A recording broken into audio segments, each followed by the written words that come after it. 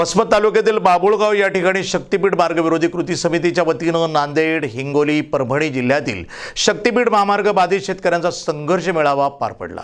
मी नांदेड जिल्ह्यातील मालेगावचा रहिवासी, मी एक बाधित शेतकरी आहे। जे शासनानं हे या शेतकऱ्यावर शक्तीपीठ महामार्ग लादला आहे आणि सरकार वारंवार म्हणते आम्ही शेतकऱ्याला विश्वासात घेऊ। सरकारनं आतापर्यंत कोण्या शेतकऱ्याला विश्वासात घेतलं? आम्ही वारंवार मुख्यमंत्री साहेब असतील, उपमुख्यमंत्री साहेब असतील, त्यांच्याशी संपर्क साधण्याचा प्रयत्न केला की आम्हाला भेटायचा सुद्धा वेळ देत नाही आणि सरकार म्हणते आम्ही शेतकऱ्याला विश्वासात घेऊन शक्तीपीठ महामार्ग नेऊ। शक्तीपीठ महामार्ग विश्वासात नेऊत म्हणते आणि इकडे आज मोजणी काढते। हे चूक आहे। शेतकऱ्याला विनाकारण त्रास देणं सरकारनं बंद करा। जर सरकारला शक्तीपीठ महामार्ग करायचाच असेल तर बाधित शेतकऱ्याला सगळ्याशी चर्चा करून शेतकऱ्याची काय अडी अडचण आहे हे बघूनच नंतर मोजणीला अधिकारी वाट लावून द्यावे। हिंगोली जिल्हा, परभणी जिल्हा आणि नांदेड जिल्हा या 3 जिल्ह्याची संयुक्त संघर्ष समितीचा सर्व शेतकरी बाधित शेतकरी आहेत आणि म्हणून या शेतकऱ्याच्या वतीनं हा शासनाच्या विरोधामध्ये मायबाप सरकारला विनंती करतो की आमच्या उड्यावर या शेतकऱ्याचा संसार आणू नका, उड्यावर आमचं कुटुंब आणू नका, पोटा पाण्यापासून यांना वंचित ठेवू नका। कारण आमच्या वडिलोपार्जित ज्या जमिनी आहेत त्या हिसकावून घेण्याचा प्रयत्न या शासनाने करू नये। माझे हात जोडून या सर्व शेतकरी बांधवाच्या वतीने 3 जिल्ह्याच्या वतीने विनंती करतो मायबाप या सरकारला की आपण हे आताच करू नका आणि शक्तीपीठ महामार्ग रद्द करावा। त्याचा काल जे निर्णय 20,000 कोटीचा शासनाने संयुक्त मोजणीसाठी दिलेला आहे किंवा डिमार्केशनसाठी दिलेला आहे त्याच्या विरोधात आम्ही संघर्ष मेळावा विरोध म्हणून आज ठेवला होता। कारण शासनाची जी काही पहिली भूमिका होती ती निवडणुकीच्या आधी, विधानसभेच्या आधी शेतकऱ्यांच्या डोळ्यामध्ये धूळ फेकून अशी सांगितलं होतं की आम्ही शक्तीपीठ महामार्ग रद्द करणार।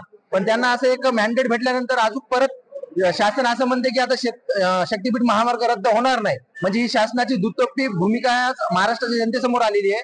ज्या महाराष्ट्रामध्ये आपण शेती प्रधान महाराष्ट्र म्हणतो त्याच महाराष्ट्रामध्ये जवळपास 27,000 शेतकऱ्यांची जमीन जर जात असेल आणि असं जवळपास 50,000 शेतकऱ्यांचं घर जर उद्ध्वस्त करीत जात हे शासन, तर या शासनाला काय म्हणावं हे आता मला समजत नाही। आणि आज शेतकऱ्यांनी एक निश्चय केला की कुठल्याही परिस्थितीमध्ये हा महामार्ग आपल्या शेतातून जाऊ देणार नाही। आम्ही एक युद्ध खेळतोय सरकारशी, कारण सरकारने जी आम्हाला वागणूक दिली, कुठेही आम्हाला विश्वासात घेतलं नाही, कुठे आमच्या जनमताचा आदर केला नाही।